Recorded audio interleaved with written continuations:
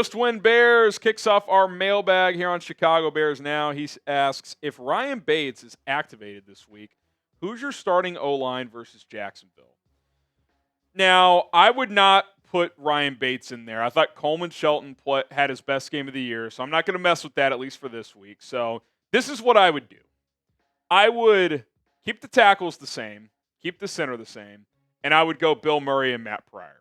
I would say, hey, Teven, you had a ribs injury 2 weeks ago, ankle injury last week. Even if you're cleared, we're just going to sit you this week. No harm, no foul. We'll just keep you inactive. You have the bye week after that. We'll revisit things after that. I want to see what this combination looks like. And I'd give Teven the week off. That way, from a PR standpoint, it's kind of like, okay, he just wasn't healthy enough to play. No big deal. What I wouldn't do is have him active and be a backup like Nate Davis. Like, Nate Davis, I have no problem doing that. Why? Because Nate Davis deserved to lose his starting job. I'm not saying Teven has deserved to lose his starting job. I'm saying he's gotten banged up the last couple weeks, hasn't played his best. Let's just give him the week off with the ankle issue and see if this Bill Murray thing is real or a one-game facade. And if he plays well, then you got the bye week to figure things out. Ryan Bates, I would have him active if he returns from IR, which, depending on when you're watching this, we'll have a clear answer on if he is or not. But I would start Bill Murray and Matt Pryor, which sounds insane, but based on how it looked against Carolina, I would give that another look this week. Would you sit Teven Jenkins this week? Type Y for yes. Type N for no. Again, I wouldn't bench him, but would you sit him? For 1 week, I think I would. DC Viper, I do think Teven will be traded at the deadline given what we've seen. Do you think he'll be traded given what we've seen last Sunday? Honestly, don't see him back next year, so I'm hoping to get a good deal for him and to trade. Your thoughts? Well, a lot of things to consider. One, what can you really get for him? I think at best, you're probably looking at a 4th-round pick, which isn't nothing. I would heavily consider a 4th if you feel good about your other guards, but if it's like a 6th, are you better off just keeping him to finish out this year? Probably 5th. You could talk me into that. Now, if Poles is like, there's no chance of bringing him back, maybe he would just take a 6th. But yeah, DC, I think the next month is going to be pretty interesting. I think this would be a right near the deadline type of move because injuries pop up, offensive linemen get hurt. You got to see how other players play. If you are starting to think about this possibility, you wouldn't do that right now. But I do think there is a scenario where Teven could get traded. Wicked Shortle, how we looking on NFC tiebreakers? We are going to need it. Well, right now in the NFC playoff picture, the Bears are the 9 seed. They are the lowest in terms of the standings pecking order at 3-2, and it's they're behind Green Bay because it's based on win percentage in common games. They beat the Colts. We didn't. That's another reason why that Colts loss stings. Obviously, you'll get to play the Packers head-to-head, so hopefully it doesn't get to that type of tiebreaker. They also have the tiebreaker over Chicago because Dallas is ahead of Green Bay, and so they're the 7. Green Bay's the 8, and then it comes down to Green Bay and Chicago, which is the tiebreaker I already mentioned. So right now they're the 9 seed. Here's what you need to know. You need to win conference games. And the Bears are 2-0 against the NFC. So that's a good start. Keep winning these NFC games, and obviously you got to do well in the division. You need to go at least 500. Go 3-3 in those 6 divisional games. Prize Picks sponsoring today's show. We greatly appreciate Prize Picks. It is daily fantasy made easy. The way it works is simple. All you got to do is create an account at prizepicks.com/CLNS. Use the code CLNS and instantly get $50 in bonus money when you play for $5 initially. Just a $5 play, 2 to 6 person lineup. Doesn't matter if you win or lose. You're going to get $50 directly into your account. Prize Picks also offers weekly promotions that can lead to big payouts like Taco Tuesday. Each Tuesday, Prize Picks discounts select player projections by up to 25%.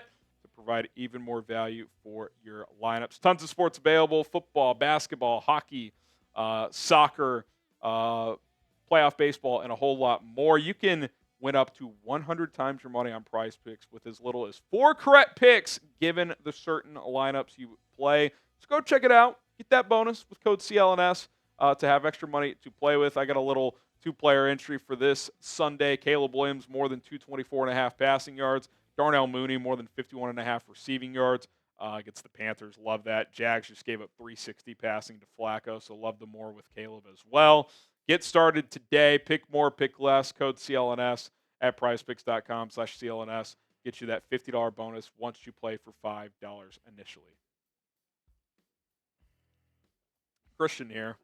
What are your thoughts on maybe cutting Tremaine at the end of the year and just rolling with TJ and Sanborn for next year? It's possible.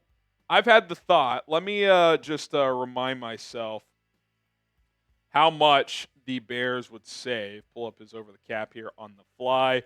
If the Bears cut him next year, pre-June 1st, they would save $4.3 million, $13 million dead cap. So it's not going to be a pre-June 1. If it's post-June 1, though, you save $7 million and only eat $10 million. Still a lot. So probably not going to happen next year. Now a trade kind of makes things differently. You save a lot more money, but is someone trading for Tremaine's contract? Good player, but he's probably a little overpaid.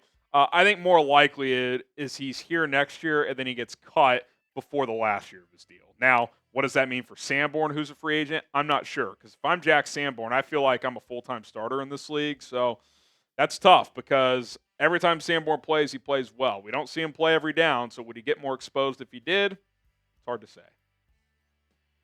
Mark Peterson, trade idea. Teven Jenkins in a third for Quenton Nelson in their fifth. Seems like he's that nasty we need in Chicago. I mean, I would do that in a heartbeat. But is the gap between Quenton Nelson and Teven Jenkins on the trade market a third and a fifth round pick? So a fourth, basically? I would guess not. I mean, Quenton Nelson this year, let's see how he's grading out per PFF. I know he had a couple, not his best years recently, but this year he's back in the 80s across the board. I mean, last year he was in the 70s across the board. That 22 year, he had a slight down year, but he's still, here's the thing about Quenton Nelson. He's still only 28, I think, 29. He was drafted in 2018. So if that was on the table, sign me up, but I can't imagine it is. If you want the Bears to make a playoff push, and if you want to join this journey with us on Chicago Bears Now, sub for Bears Dubs. Let's make it happen. We're here every single day with the latest Chicago Bears news, rumors, these mailbags, Mondays and Thursdays live on the show. We go live Monday, Thursday, and game day. Coverage every day, including our little breakfast stream against the Jags this Sunday. Be there or be square. It's going to be a lot of fun. Richie M., Gervon Dexter, a Pro Bowler already. He's been a dog. I'm super impressed with his development so far. You know, it's kind of funny. What did he write down before the season as goals? Pro Bowler. Say that's in reach. All Pro, probably not, but not impossible if he keeps playing at a high level. 8+ sacks, well within reach. He has 4 in 5 games. He's on pace to have 13 sacks. I can't imagine that continues, but 10+ is well within the realm of possibility. And then I think 15 TFLs was the other one, which he's also on track for. So the fact that he's exceeding some of his goals is a testament to him. It's a testament to the Bears and their development of him. And he deserves a lot of credit. The year 2 breakout is on, no doubt. Max, how good of a run defender was Pickens last year? Just okay. Zacch Pickens, do they miss him? Yes, because he's a fine depth player. But that's kind of all he is. He's a depth guy. I don't view him as a starter. You don't need him to be. That's the good news. Would he provide a major lift, though? I don't view him as someone who would provide a major lift. I think he could help. He could give Billings an extra snap or 2 off here and there, but it's not like he would threaten to start. If you're looking to beef up that defensive tackle spot, you'd probably have to trade for someone. You want to trade for a Shelby Harris for the Browns. They're struggling. He's a vet. You could probably get him for a fairly cheap deal. Browns could use some draft capital. Someone like that. But, yeah, Zacch Pickens he's just an okay player right now. But it's his second year. Maybe he takes a big jump once he's healthy. Got to get healthy, though. Predict the score. Bears, Jags, who wins? What is the final score going to be? I will have my score prediction on our preview episode. Depending on when you're watching this, that preview may already be out, so go check that out. But I will reserve my score for that. Kobe White, Enjoyer. Is Jaquan Brisker a top 5 safety? Enjoyer. White Enjoyer. Kobe White Enjoyer. Top 5's pretty rich, man. I like Brisker a ton. Is he even the best safety on this team? And that's not a knock on Brisker. Kevin Byard's been that good. They've both been awesome. I'll say this. This is a top 5 safety tandem between Brisker and Byard. I do think that's the case. But, like, you look at, like, Atlanta. They got Jesse Bates and who am I forgetting that they signed? Justin Simmons. Like, those two guys are studs. Javon Holland is a superstar. Like, there's a lot of good safeties in this league. But I love Jaquan Brisker. He's a guy I would absolutely give a second contract to. He might be the hardest hitting safety in the league. He's a dog. Top 5, though, like if you're top 5 at your position, you're an all-pro, basically. So I don't know if I could go that far. Thomas Parker, if we're 6-2 or 5-3 at the deadline, what is your top position? Depending on how the offensive line plays the rest between now and then, obviously O-line help, and then I think defensive tackle depth.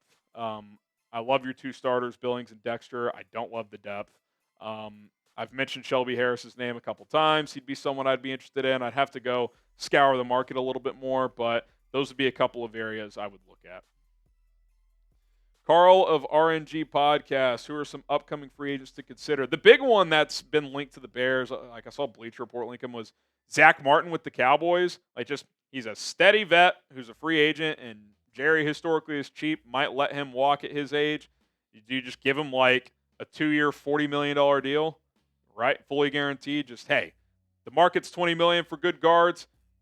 Fully guaranteed for a veteran player, 2-year deal. Like, that's something I would consider. So he'd be a guy I would definitely want to bring in here. Like, and think about it this way too. You're like, $20 million a year, that's a lot. Well, cut Nate Davis, save $10 million. You basically get him for $10 million bucks. Like, that's just kind of a no-brainer to me. So he'd be somebody I'd look at. I haven't looked a ton at the free agent list for next year, but we'll dive into that when we get closer.